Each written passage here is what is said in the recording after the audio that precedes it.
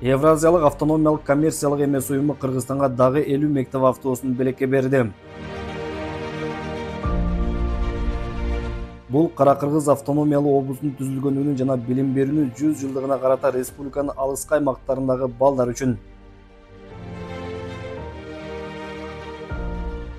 Мындан тышкары билим берүү жана илим министри Доктургүл Кендирбаева Евразия уюмунун жардамы менен алдыңкы билим берүү тажрыйбаларын киргизүү, STEM окутууну күчөтүү үчүн Россия Федерациясынан мугалимдерди тартуу жана билим берүү туризмин уюштуруу пландалып жатканын билдирди. Көчмө STEM лабораториясын уюштуруу боюнча дагы бул дагы күндүн планыбызда бар. Буюрса, бул иштер эки өлкөнүн ортосундагы билим берүүнү жакындаштыруу жана алга жылдырууда жакшы ийгиликтерди берет деп ишенебиз.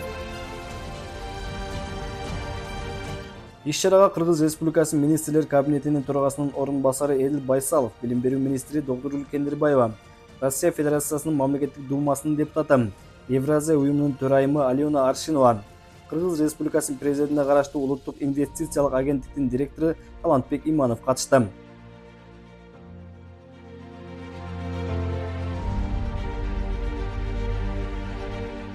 Эскерте кетсек, 11-сентябрда 50 автобус берилген. Жалпы Кыргызстанга 100 автобус өткөрүлүп берилди.